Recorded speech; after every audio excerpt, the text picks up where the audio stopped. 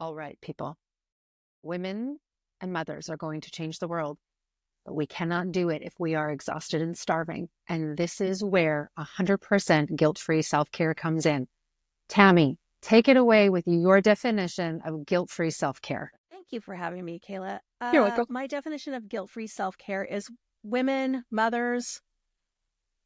First and foremost, we're human beings with basic human needs, desires, maintenance needs, and we cannot function at optimal level if we are not pouring into ourselves as much as we're pouring into our families. We can't do anything when we're too tired, too hungry, too anything, right? It's like we have to treat ourselves like the tall toddlers that we are in order to get the best out of ourselves so that we can show up calmly with our kids, so we can show up fairly with our partners, and so we can show up regularly and fiercely in the world so that we can make change together. Because here's the thing. The best way to keep people from rising up and claiming their power is to leave them hungry and tired, right? It's so simple. It's not easy because we're going against every cultural pushback is that we have to be self-sacrificing. We have to put everyone first. We have to light ourselves on fire. And the fact of the matter is, no, we don't. We don't. Because I don't subscribe to that channel. So I am well-resourced and I'm well-fed and I'm well-rested. And so I'm always ready to fight the bigger fight. Yes. Yes. Now, for the women listening who are not at that place, who are not at that well-resourced, well-fed, I know what I need and I'm going to fucking make it happen place. Is there a journey? Is there a story that you have of a time of when you weren't there and some of the obstacles, the journey, the guide, the things that got you to this resource place? Yes. There's a couple. So I started, my first career was in politics. I'll just say I lasted a decade, but I did have a stomach ache for that whole time. I was like, how burnout can you be? All the burnout. So I transitioned to that, to being a teacher. I was like, now I've found my calling. What did I do? I worked myself half to death and was like, oh my God, am I going to have to quit? I had two dudes in the course of my teaching career within months. One was I went to an MD who also happened to be, he had a doctorate in Chinese medicine. So I went to him I wanted to clear up my skin. I was having some acne. Perhaps I was a little stressed. And I went because I was like, I've tried everything. And I have this stubborn, but my skin was angry. My skin was crying out for something. So I went to acupuncture. And sadly, he looked me dead in my face and he said, you're going to drop dead in your classroom if you don't take care of your stress. And I was 38 years old. And I was like, what did I say? The 3 seconds. Like, I just met this man. His name is Chuck, Dr. Chuck. Dr. Chuck was like, girl, you're coming to me for the wrong thing. And I was like, but can you clear up my skin? And he was like, probably not, but let's get on the table. And then I just poke, And I was like, damn, rude. So I kind of went back to sleep and was like, well, I guess I got to take care of my stress. I don't know exactly what that meant at that moment, but I was like, Chuck's real passionate. And then a few months later, I was at work with the little children's, and the little children's were acting out. I don't know if you know this, but little children's, they are a mirror. They give you what you give them.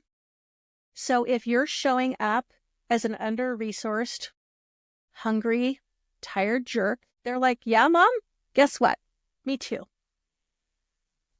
And more. And I raise you. Yeah, they're right. And they're also like, I'm not as sophisticated as you. So here's your base model of I'm just going to be a nightmare, right? Because grown-ups can kind of tamp it down and kind of pretend that's not happening, but kids can't. And when you're in a classroom, they're coming at you en masse, and you're like, I cannot have 20 people coming at me like this. What is wrong with them? What is wrong with those children? Oh, So yeah. I went to my principal. I don't know, I was complaining about something a kid did. And he walked from behind his desk around me. He closed the door, and I'm complaining, and I'm thinking, is he doing? That is so weird. And he comes back around and he looks at me with concerned face. And I was like, sir, we don't have that relationship. And he And also, goes, I'm here to bitch, right? I am here to register a complaint about poorly behaved children. Why are you looking at me with concerned face? And he goes, are you happy? Oh. And I was like, what the fuck does that have to do with anything? Mm-hmm. And he goes, are you happy being a teacher? And then I was like, oh shit, I'm going to ugly cry in front of my boss. And so I held it together and I was like, why do you ask? He's like, you're such a great teacher. And I was like, not feeling that right now, because you're asking me weird questions. He's like, you're a natural. The kids love you. And you seem so unhappy. You are sucking the joy out of the room. And I was like, I got Chuck over here telling me I'm going to drop dead in my classroom. And now I have Mr. I'm everyone's pal principal saying I'm sucking the joy out of the room. And I was like, it's whatever you want. Because I really, in that moment, I was like, God, did I not see how hard I'm working? Do they not see how much I'm putting into this? Do they not?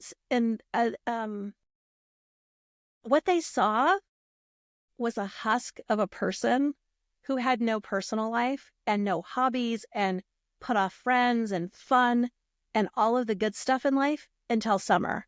But I was too tired to enjoy it in the summer. Of course, because you're recovering the whole time. I was recovering.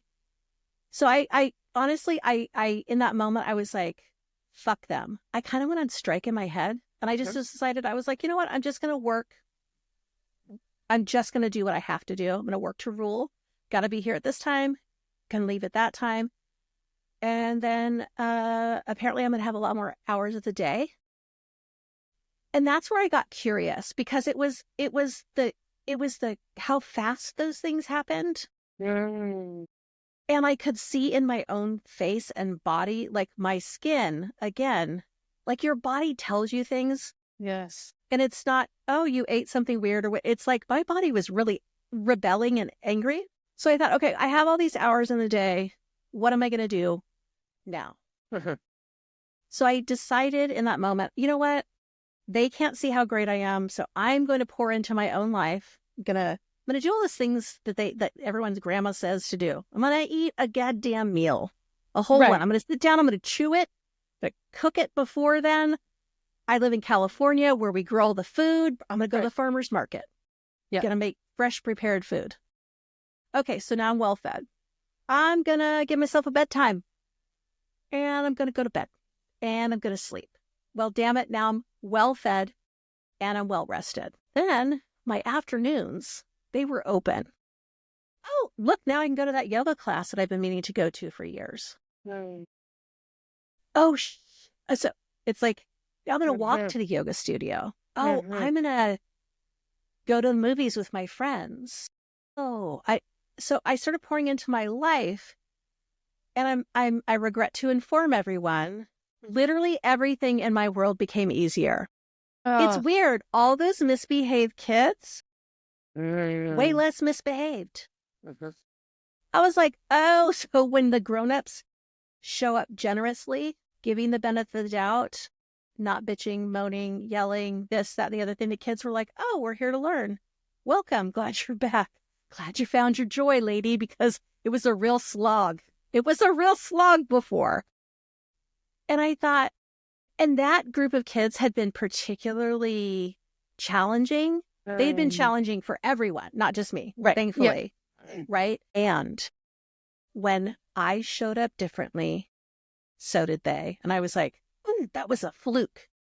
And the worst Right. part That was about a so one time. that was a one-timer. But also to note, here in the United States, little children take these high stakes tests every year. Oh, yes. It's It's terrible, real fun. terrible Yeah. practice, but it's a fact. And my students did great that year, and I thought, Wow. hmm, a fluke, Yes. I tell you. But you know what? When I got to summer, I had more fun because I wasn't completely burnt out. And I thought, let's try this experiment again. So I started the year like that. I regret to inform all of you again that it worked. And I was getting along with my colleagues better. And I was getting along with my husband better. And I was like, oh shit. Did I stumble upon the secret of the universe, which is we bring ourselves to every interaction, and we either bring some sort of dried out, crispy, angry, brew, just we bring this. You know what? We either bring a rabid raccoon. We know her, Yes, we know right? her. So we either bring the rabid raccoon to the interaction, or we bring like the cuddly koala, or hell, not a rabid raccoon, just a regular raccoon, Mm-hmm. and it makes a difference. Just like everyone who's listening has interacted with the exact same child.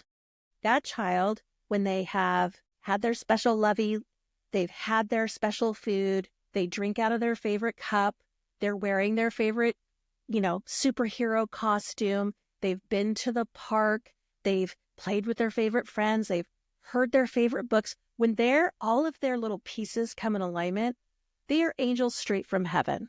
And you think, God, I am so good at this parenting thing. I nailed it. Look how Yeah. well behaved my kid is. Yes. I am magic. And then there's the days where nothing goes right for your little person. And it seems like they are hell-bent on bringing everyone down with them. Yes. We do that to everyone else too. Because we are big toddlers. We are big toddlers. We're big toddlers. We're big toddlers.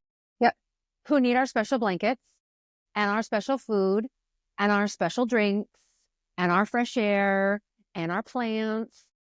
And our little walkies and our little talkies with our friends and our little hobbies. We need all of that in order to feel like ourselves. So one of the things, a lot of people go, okay, but 100% guilt-free. And I was like, okay, so here's the thing. I do want to touch on that. So Brene Brown says, guilt feels like I did something wrong. So if you think of self-care and you feel guilty, that means you believe that caring for yourself is somehow wrong. But if we go way back to the beginning, the first thing I said was like, we're all humans that have human needs, and we wouldn't deny those human needs from our partners or our parents or our kids or people at work. Why are we denying ourselves basic human needs? And the other thing that Brene talks about, so the difference between guilt and shame is guilt is I did something bad. And shame is I am bad. So I didn't actually come up with the name of my book or my business or my podcast. It came to be because I was sitting around with a bunch of other business owner women, and I was describing what I do, and somebody's like, oh, guilt-free self-care. Like, I would kill for that. And I was like, But as I got further into it and really learned what guilt versus shame means, I think moms, women feel shame that they need care. They feel bad, like they're weak or they're broken or they're selfish or they're awful. And I got to tell you, I don't subscribe to that channel because people are like, but how do you just let it go? And I'm like, well, that belief was made up. And it's very inconvenient for me to feel shitty about myself 24 hours a day. Yes. I mean, I have before. I'm a woman that's grown up in the United States. Like, I'm in my mid-50s. Of course I have felt like shit before. Yes. But when I decided that I was like, that doesn't work. That belief, that's dumb. That actually hurts me. I'm going to believe this other thing. Mm-hmm. And the other thing that I believe is I'm a human being worthy of the same care that every other human being on the planet deserves and needs. Like, there are fundamental human maintenance activities that are not optional. And it sucks that we, because when you're in your 20s and your 30s, you can get away with like, oh, I only slept 6 hours. Girl, when I sleep 6 hours, it's like I'm hungover. I haven't had a drink since 2014. And you take a few hours of sleep off me and I'm like, whoa, might as well have had a drink, a bottle of wine. Because self-care gets less negotiable the older you get. And I think it's a human design flaw that we start life very resilient so that we can make the worst behavioral choices. And we create zero good habits. I mean, some of us create zero good habits, right? I mean, I'll just say I have quit doing drugs, I have quit drinking, and I have also quit smoking. Not in the last decade, right? Like, when I was young, I did stupid shit because I could. Yeah. But as I've gotten older, I'm like, oh, I went to bed at 11 o'clock. I guess I'm going to pay for that for the rest of my life. Right? Yes. I am approaching 40 and there's some I have ADHD, so my brain makes all of these connections. Me too. Okay, so I am approaching 40. My husband's grandmother, they share a birthday. She was 40 when he was born. Okay, so young first generation, young second generation. Okay, so she was 40. At my age right now, my mother-in-law had a teenager. I have a 5-year-old. So it's like generationally also, there is this connection in my mind between what her life looked like at 38 and what my life looks like at 38. And being that my husband and I have been together since we were 16, I know what 37 looked like for her. Like I was there. And I have a 5-year-old. And so it's so fascinating to me when I think about all of the guilt and the shame, especially in context of like comparison and social media and permission giving and what we see other people doing, struggling with. We have this wide open lens of what other people are doing. And it's fascinating to me that even in my adult toddler body, but also resourced brain, I think like I have to take care of myself because my kids are also still so little and still need so much from me. The like going to bed on time. I call that defensive sleeping when you have little kids. Somebody, I think it's Laura Vanderkam, she says that going to bed early is sleeping in for grown-ups because you don't get the other end. Because you can't control the other end. You can't control if somebody's going to get up and throw up on you or get up and just like stare at your face. But you can control when you go to bed. Yes. Yeah. Yes. Mm-hmm. And the piece of that scenario that I hear so much from my clients is that the evenings are the only time that they have that's theirs.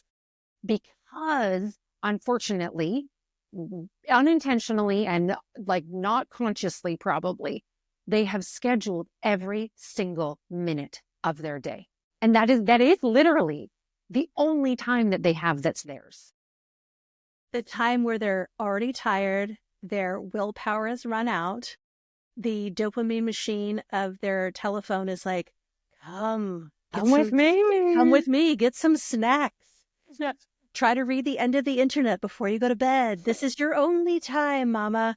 Yeah, I know. I laugh at that because I know it's true. I find myself doing that sometimes and I'm like, whoa, there, lady. This life is not for you. You've already learned those lessons. I didn't become a mom until I was 40. My kid is 14. Okay.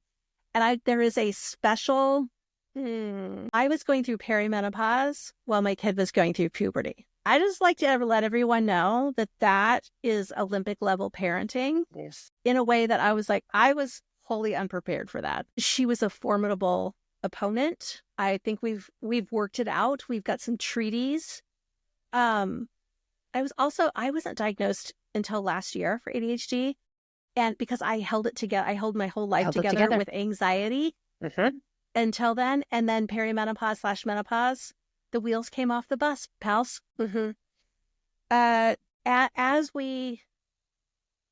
As we age, you know, that use it or lose it situation that people are talking about? I just want to just call everyone around and have a huddle and say, the future is calling. I am the future. Stop fucking around with your youth.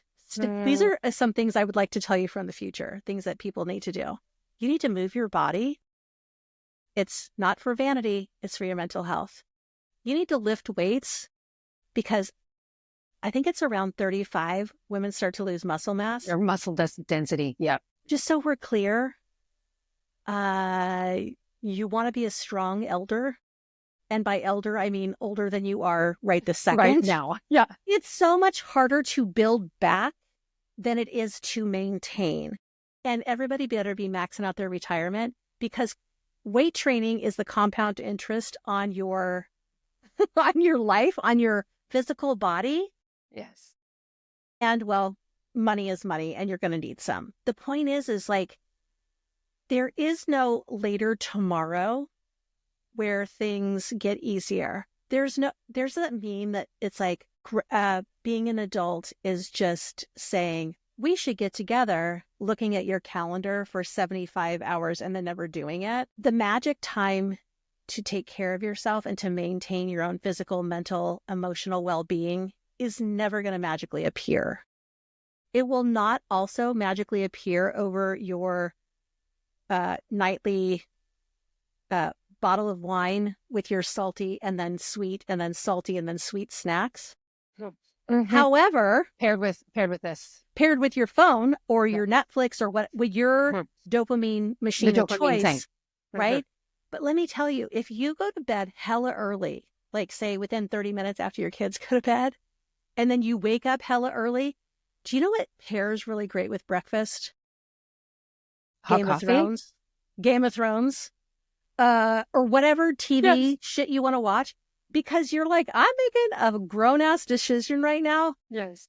I'm going to go ahead and I'm going to read for pleasure before I go to work. Why? Because I have 15 minutes of pleasure. Yes.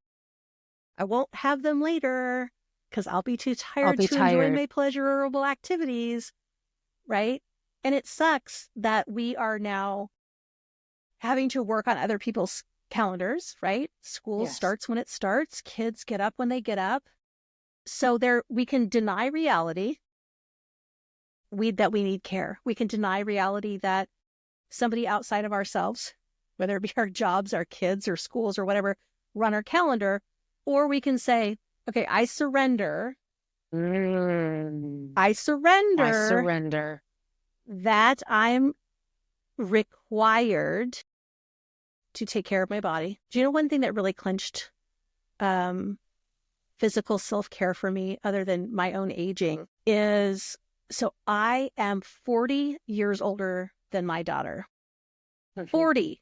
She's adopted. I did not have a baby that late. I am almost 41 years older than my daughter.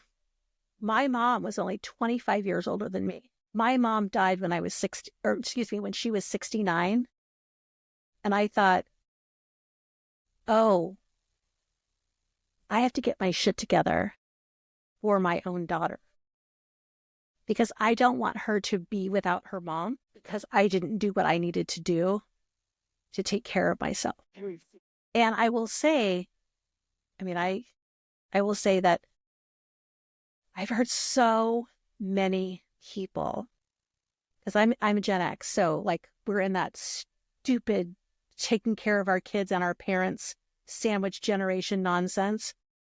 And I've heard so many people my age say, my God, I wish my parents would have taken better care of themselves so that I wouldn't have to take care of them now that I'm a grown-up Like, because you can see the decisions that they didn't make, the Yeah. choices that they didn't take affect you now. You're like, I finally get to be a grown up and I have to take care of these knuckleheads who didn't take care of themselves. And I have children and I have to teach them how to do it. Right. We have to surrender that we are human beings that require care. You can't like take better care of your car or your house or your job or your kids than you take care of better. You cannot take better care of everything outside of you, because even if everything's working great with you now, eventually it won't.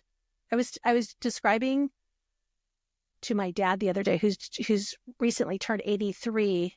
I said, you know, we act like we're Toyotas for like the first 30 years of our lives. Like you just put gas in it. We're never going to break down. We're never going to break down. You easily get 200,000 miles. Like you might get a ding, you know, but then we turn into like vintage Ferraris, like overnight. Yes. And we don't have the skills to take care of that really fancy old car that we have now and learn how to take care of the Toyota. So A, it lasts longer, but also that when you get these more persnickety older person things, that you're like, oh yeah, I already learned that lesson. I guess that basic human maintenance includes me, even though nobody around me is doing it. Oh, right? that right there.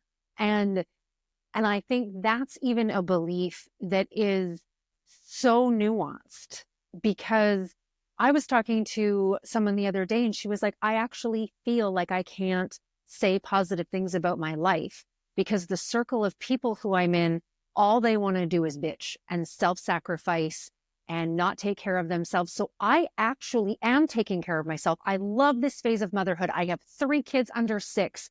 I am like, I love this. And I truly do love it. I'm not masking. I'm not avoiding. I'm not numbing. I love it and I can't share it. It's so funny that you say that. So when I was in my late 20s, I worked in politics. And like I said, I had a tummy ache and bad skin. And I went to the doctor and I was saying something. And she's like, you know what would really help? And I was like, what? She goes, you should start exercising. And I was like, well, you know, I work for a U.S. Senate campaign and I'm so busy and da da da da da. And she was so unimpressed with me. She was like, and I was like, what's your point? I don't run my own life. I'm so busy. And she was like, well, do it with your friends. And I was like, so you want me to tell my friends that my doctor said instead of going to a bar and smoking cigarettes and drinking bourbon, that we should go on a walk? And she said, yeah. Preferably at a quick pace. At quick pace. Yeah. Briskly, vigorously, if you will. And she said, yeah. And I was like, basically, you're nuts. And I was like, so how do you propose that I do this? And she said, and I quote, and I will never forget, because again, it's like I have this crew of, I feel like brave people who have been super direct with me over the course of my life, because like, apparently I show up as like some sarcastic asshole who they think can take it. But she goes, I don't know, get new friends? And I was like, who's this bitch? But you know what? If you're surrounded by people who look at you and are like, oh, I don't want that. Okay, well, you know what? Spend time with people who want that. Because let me tell you, when my friends figure out something and they are glowing from within and they have reached their stride, I'm like, let me grab a notebook, right? So you can tell me your secrets, because I would like to fast track my life towards what you're doing. Yeah. Right? That scene in When Harry Met Sally, when Meg Ryan is pretending to have the orgasm and the old lady's like, I'll have what she's having. That's me. I'm like, hey, you seem to have figured out some shit. Will you tell me? And I regret to inform you, I am the big sister from the future. It's all the unsexy shit you don't want to do. It always is. It so is. Yeah. Right? And as a therapist, I say this all the time. It's like, you need to, I'm anti-prescriptive in terms of self-care. Like, you got to choose what you put in your body, how you move your body. what you do for hobbies, who you hang around with, all that stuff. However, the baseline is the same. We got to put food in our bodies. We got to move the body. We got to process the emotions in the body. And we need to surround our body with other people who are like semi-decent. Like, yeah, and tolerate the ones who aren't. And I love that because I, as a coach, am the same way where I'm like, I would just like to remind everyone a number of things. One, what you do or don't do inside your own body only hurts you. Two, if I could make other people do things, oh my God, the world would be so efficient. Fucking sign me up. Right, I would be pushing people out of the way. I'd be like, oh no, I have ideas. I've been collecting them in a notebook on how to make the world better. Yes. Here I am, give me the mic. Yeah, exactly. Like, hello, ask me. I did the reading. I'm ready. Again, it's like, I can't tell you how many hours to sleep, but I can tell you that boozing it up, fucking with your sleep. Starting your day with a gallon of caffeine, your sleep. Bedtime starts when your feet hit the floor in the morning. Act accordingly. I'm a lifelong insomniac. Let me tell you, I've been working through, sleep hygiene for my life. It's like it's not an information deficit. We all know we need to sleep. We all know we need to eat fiber and protein. Apparently those two are having a fight out to the death right now about what's the most important ingredient. What is the most important? And I would say the future is calling. It's both. You need both. Throw some fat in there because you also need that because you've long been denying yourself that. But I'm not a nutritionist, or a dietitian or an MD, right? Every book that you read, how can I feel better in perimenopause? Oh, it turns out the answer is exercise. It turns out the answer is meditation. It turns out the answer is eating produce. If there is a question, the answer is exercise. Shut up and sit down for a few minutes a day and eat things that came out of the ground at some point. Didn't make these rules, but there is a surrender. There is a surrender to I am a human being that requires certain things.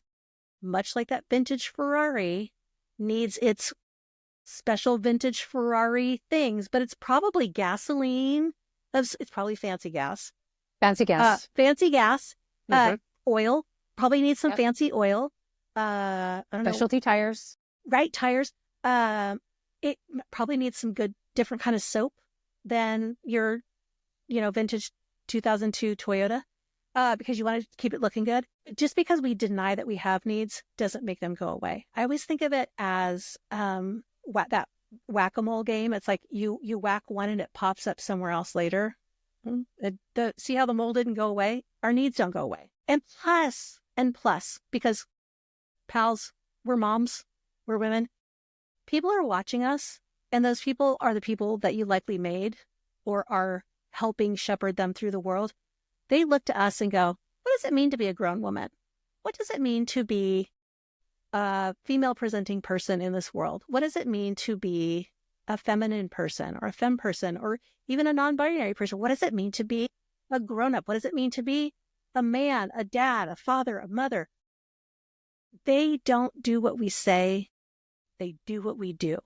So if you wouldn't trade places without tidying up your grown-up life with your child, if you wouldn't have your kids step into your life as it is right now, that's when you're like, uh-oh, I need to change some things. It's like when your friend says, I'm coming over, and suddenly you're like, oh, hang on, I got to take care of some doom boxes. Hold on. Let me do a little tidy, right? If you would not say, hell yeah, I want my kid to live my life. Or if your 15-year-old self, right? If you think back of when you're 15 and you look at where you are now, if your 15-year-old self is cringing because you're like, aren't you supposed to be a grown-up? Isn't that where you have all the power? Are you supposed to be like having fun and like doing all the things that I thought we would be doing? Drinking, like, what are you doing? You're just like grandma. Right? Yes.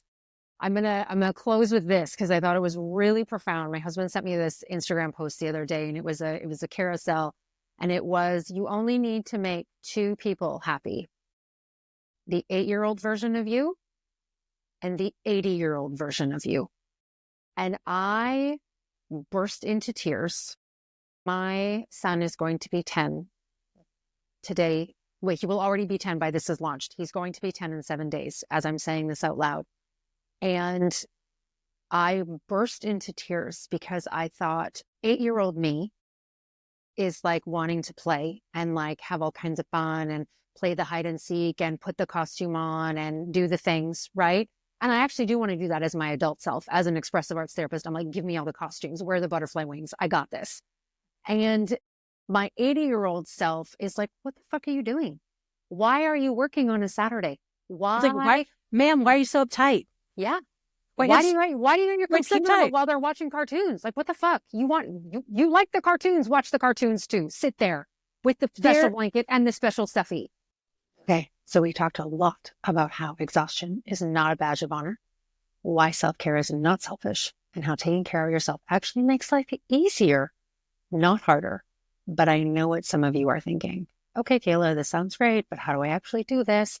And my to-do list never ends. Well, my friend, that's exactly what we're going to get into part 2. We'll talk about the practical shifts that make guilt-free self-care actually possible and how kids can actually benefit when we stop running ourselves into the ground.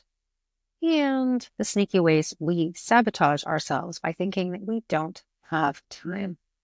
So if you've ever felt like taking care of yourself is just one more thing on your never-ending to-do list, you're going to want to come back for part 2. In the meantime, I'd love to hear from you. What's one thing from today's episode that really hit home for you? Message me on Instagram and let's keep the conversation going. Also, if you're interested in joining my Mother Load membership, where we meet weekly to dismantle all of the ways that we are taught to be mothers, to be in the world, to be women, particularly how the world has taught us, shown us how women are supposed to be self-sacrificing and never do anything for themselves. The Mother Load membership is for you, the burnt out mom, the trying to be good mom, and the mom who is always helping and fixing, but doesn't take time for herself. None of these things should you feel guilty for. You can also connect with me if you'd like to join the Mother Load. See you in part 2.